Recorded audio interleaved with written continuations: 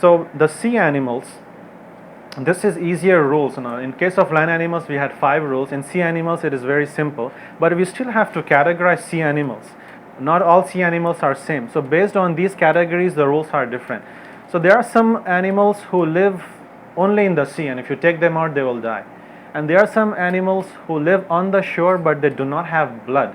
This is important category. And other one is they live on the shore, but they have blood. So let's talk about these animals a little bit. But by sea animals, I mean any animal that lives in any form of water, ocean, river, or maybe even a pond or a lake or anything. Okay. General rule: majority of the scholars, they said that all sea animals are halal, and we will talk about some exceptions and why some scholars said differently. But general rule: anything that exists in the sea, it's halal. And this includes fish, shrimps, sharks, whale, octopus, dolphin, sea snakes, and even sea snails. Now some scholars, they mention about shrimps, right? Why they do not consider it halal, they consider it as makruh. We're going to talk about why when we cover the mustahbat part. But majority of the scholars, they say that everything that exists in the sea, it is halal. And basically, just to give you a quick overview, they consider shrimps as an insect. An insect is a mustahbat animal, and we are going to talk about, that's why they said it is not allowed, it's not halal. But inshallah, we are going to talk more about mustahbat animals later on, inshallah. Those that have fangs. Which animal has fangs? Which animals have fangs in sea animals? The sharks, right? Sharks also have fangs. But in general, land animals, we consider fangs only in land animals, but in case of sea animals, it's permitted. There's no problem at all, and we're going to give evidences as well. And those that are found dead. So, if you have a fish who dies in water, can you eat that fish, or does the fish has to be slaughtered, take it out, and say Bismillah, Allahu Akbar? You don't have to do that. By the time you do that, it's probably dead already. And so the ruling is that it doesn't matter if dies in water, or if you take out, or if you even want to slaughter for your own fun, you can do it, but it is still halal either ways. Okay. There is some very small minority opinion who said that no, it shouldn't be dead, but majority of the scholars said that it can die in water and you can still eat that animal. And those that eat other sea animals as well, like this big fish, like fishes, big fish eat small fish. Alright, it goes on, the cycle goes on. It doesn't matter what they eat, because everything is, it's a good food. It's not khabith. So you can eat the big fish as well, no problem. And there's a story else. There's a hadith narrated in one. It's in Sahih al-Bukhari, subhanallah. And what happened is that Jabir radiallahu anhu, he narrated this hadith wherein they were going in an army, and they were very hungry. They were so hungry that they didn't have any food at all to eat. So what they saw was that all of a sudden is a huge fish, basically a whale, just came out of the sea, and it was there right in front of them. Subhanallah. And they never saw something like that ever before. And it said that they started to eat it, and they ate it for about like half a month. They ate half a month, that much. No, it says, Sahih al-Bukhari says half a month.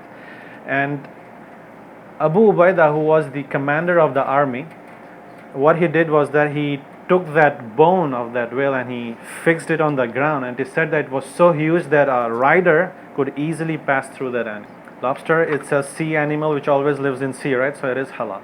So now, what happened is that they brought this meat of the whale to Rasulullah sallallahu alaihi wasallam. What do you think he said? They told him the whole story that Abu Ubaidah told us to eat, so we ate. So they were kind of not sure. So Rasulullah sallallahu alaihi wasallam, he said that eat it, for it is a food that Allah has brought it for you. And he also said that feed us. If you have something, feed us. And Rasulullah sallallahu alaihi wasallam ate some of it as well. So just for your general knowledge, Rasulullah sallallahu alaihi wasallam also ate whale, or the big fish, whatever you want to call. Now a question. Let me see who can answer this. I have a fish with me and I say that it is haram. Why do I say? In what circumstance does this animal fish become haram? What happened to that fish? Yes. It was eating? Very good, mashallah, very good. What is it called? What is it called, such kind of animals? Jalala, very good. So if I put in my pond, I have a fish, I feed it pork, for example. Feed it pork, just pork, and it eats it. Can you eat that fish now? No. What do you have to do in order to eat it? Wait it until 3 days, 7 days, let it eat the regular food, and then when it is normal, then you can slaughter it. You have to get it out of the status of Jalala animal. Very good, mashallah. May Allah increase you in knowledge. Can you eat the eyes of fish? Is it okay? Is it allowed? Yes.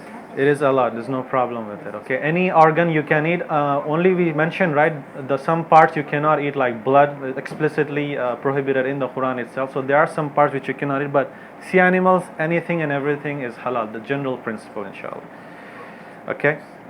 And subhanallah, I find it very interesting that among all the meats that we have, any kind of meat that we eat, the meat that is praised by Allah subhanahu wa ta'ala in Quran is fish. In this surah, Fatir, verse number 12, Allah subhanahu wa ta'ala said, وَمِن كُلٍّ تَأْكُلُونَ لَحْمًا طَرِيًّا. And from them both you eat fresh tender meat, referring to the animals of the sea. It's called fresh and tender. Praise received for this fish. Okay, and we're going to talk another verse, which other categories praised in the akhirah, in the Jannah, inshallah. Now let's talk about the other animal, sea animal, crab. Right? What is the speciality of this crab? Does it always live in the sea, or does it die if you take it out of the water? No, it doesn't die. It can still walk on the shore. It lives on the shore. So can you eat crabs is the question. So majority of the scholars, they said that it is halal to eat crabs, or any animal for that matter, who does not have blood inside them and they live in the shore. And they said that in this category you don't even have to slaughter it. And if you find it dead, that is fine as well. No problem with it in this category. So, and some people want to like boil it and kill it. It's okay, because any customary way of killing it, it's okay, because there is no way you can slaughter. There is no blood in it. So there are different ways of eating it. All of them is haram, and even the dead is haram. Now we come to the complicated part here.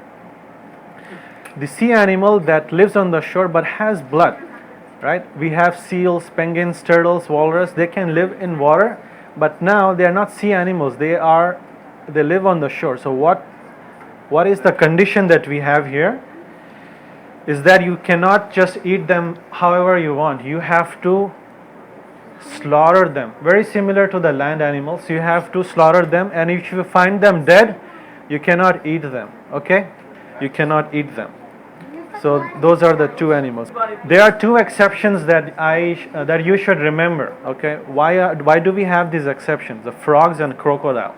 You cannot eat these two animals. Why? Is because we have evidences for it. Rasulullah sallallahu alaihi wasallam, he said, this is from the hadith from Abu Dawud. He said that do not kill frogs because its croaking is the way it does its tasbih of Allah subhanahu wa ta'ala. It says subhanallah. So the way it croaks, it is as if it is praising Allah subhanahu wa ta'ala, or saying subhanallah to Allah subhanahu wa ta'ala. So Rasulullah sallallahu alaihi wasallam basically said, do not kill frogs. Okay, so when you see something as do not kill, or it is forbidden to kill, or if he says commanded to kill, these two categories you cannot eat those kind of animals, and frogs is one of them. And in fact, it's also mentioned in the same Sunan Abu Dawud that a physician came to Rasulullah sallallahu alaihi wasallam, a doctor kind of person. He came and he said that I want to put frogs in my medicines. Can I do that?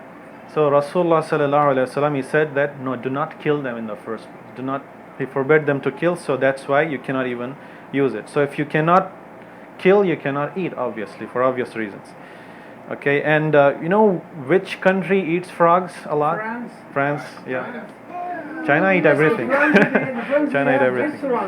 It's a delicacy in France. It's like a real delicacy, and if you go there. So anyways, the people here don't eat, but anyways, for your general knowledge, frogs. So crocodile, it is haram as well, because the scholar said it is a predator that has lot of fangs. Has predator lot of fangs. It has this tooth, and it eats anything. It can eat even monkey or whatever it finds within its reach. It's gonna eat it. So that's why, and it's also a sea animal that is that. And also it feeds on carrion. So that is also Yeah. Yeah, but anything that hunts with fangs in general, it is haram, and if it is not living in the sea. Shark is an exception. Why? Because shark cannot live outside the sea. So we mentioned that in that category, everything is halal, inshallah. Yes, brother. I heard that some people eat snails. Is it halal? Sea snails are halal, but sea snails are called but horse. yeah, but land snails are different category. That we're going to talk about it about a mustahbad animal. So again, just for your general information, these are the most consumed sea animals. Like in this country, we won't be able to eat the land animals or other animals, so we should know the names. That's why I put it here. Be familiar with the names. Like shrimps is interestingly, it's the most eaten food throughout the world. It's like 4 pounds per year per person. That's average, they say. And the tuna, which we usually see in the can format, that's the tuna fish. And the most eaten fish, other one is salmon. That's the most eaten. And tilapia, pollock, or different kinds of fish, catfish, crabs. And by the way, shrimps. Imam Abu Hanifa, rahmatullah alayhi, he said that it is makruh. Why did he say that? Because he considered shrimps to be like an insect of the sea animal. Shrimps are like, if you look at YouTube videos, how they walk in the sea, it looks like an insect kind of thing. It's like a grasshopper or maybe something like that. So that's why Imam Abu Hanifa, he came from a very aristocratic Persian family, from an upper class family, and in that particular culture, it's considered like disgusting to eat insect of a sea or a shrimp. So that's why that kind of followed up in their madhab. But I've seen many Hanafi scholars, they said that it is permissible to eat shrimps. Some of them still continue to follow Imam Abu Hanifa, but just to mention you that you'll find some people, they still won't eat shrimps because of this. But in general, majority of the scholars, they said that it is permissible to eat shrimps. Anything in the sea, lives in the sea, it is halal.